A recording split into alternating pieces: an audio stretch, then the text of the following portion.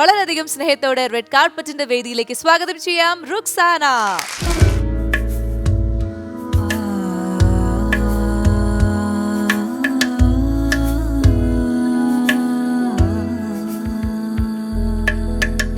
അപ്പൊ റെഡ് കാർപ്പറ്റിന്റെ വേദിയിലേക്ക് സ്വാഗതം. എന്തൊക്കെയുണ്ട് വിശേഷം, പറയൂ. സുഖമായിട്ടിരിക്കണു. എന്തായാലും നാണം, സുരഭി ചേച്ചിയുടെ നാണം ഇങ്ങോട്ട് പകർന്നോ? ആദ്യമായിട്ടാണോ ഇങ്ങനെ TV ക്യാമറയിലെ ഒരു പ്രോഗ്രാമിന് വരുന്നത്? ആണോ? അപ്പം അൻവർക്കയുടെ കൂടെ പ്രോഗ്രാംസിന് അങ്ങനെ പോയിട്ടില്ല?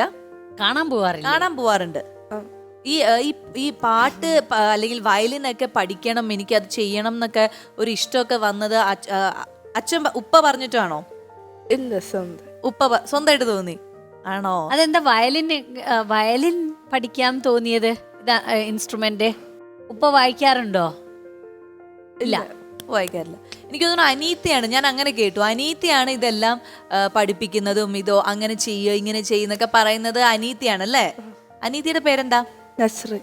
നസ്രിൻ ഇന്നിവിടെ വന്നിട്ടില്ല അല്ലേ? നസ്രിൻ എവിടെ പോയി? കലോത്സവം. സ്കൂൾ യുവജനോത്സവത്തിന്റെ തയ്യാറെടുപ്പിലാണ്. പിന്നെ എന്തൊക്കെയാ വേറെ? ഞങ്ങളെയൊക്കെ അറിയോ? ഇല്ല, എന്നെ കുറച്ചറിയാം. ഇല്ലാതെ ചേച്ചിനെ അറിയില്ലേ? കുറച്ച് ഇല്ലാതെ ഇല്ലേ? ഉപ്പയുടെ പാട്ട് ഷോസിനൊക്കെ പോകുമ്പോ ഫോട്ടോ ഒക്കെ കണ്ടിട്ടില്ലേ? ഇല്ല. തോറ്റു. ഇനി എന്റെ കാര്യം ചോദിച്ചോക്കാവേ. ഈ ചേച്ചിനെ അറിയോ? ഇല്ല.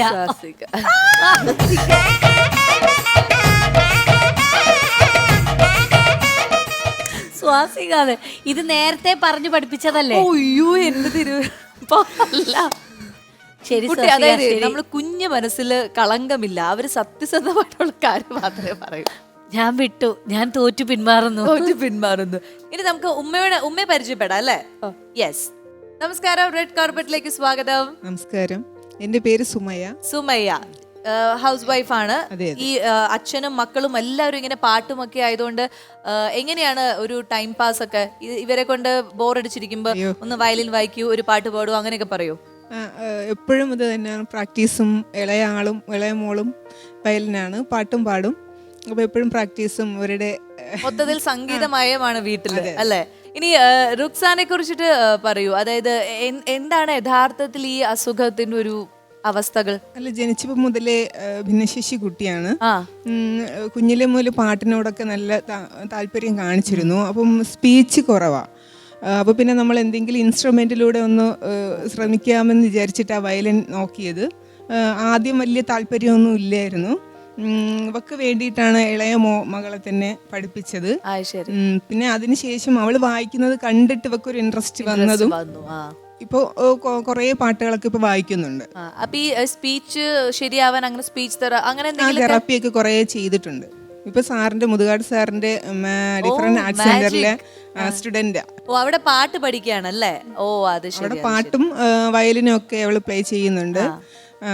അവിടെ ഇവര് ഇപ്പൊ ഇടയ്ക്ക് സിംഗപ്പൂരും ഡൽഹിയിലൊക്കെ പോയിട്ടുണ്ട്. രാഷ്ട്രപതി ഭവനിൽ പോയി, രാഷ്ട്രപതിയെ കണ്ടു. രാഷ്ട്രപതി ഭവനിൽ പോയി. അതെ.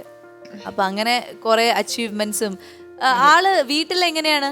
വീട്ടിൽ നോർമൽ എല്ലാവരുമായിട്ട് നല്ല ഇതാണ്, കമ്പനിയാണ്. പിന്നെ പുറത്ത് പോകുമ്പം ഇങ്ങനെ നാണിച്ച് അധികം സംസാരമൊന്നുമില്ല, അങ്ങനെ ഇരിക്കുന്നത്. മനസ്സിലായി.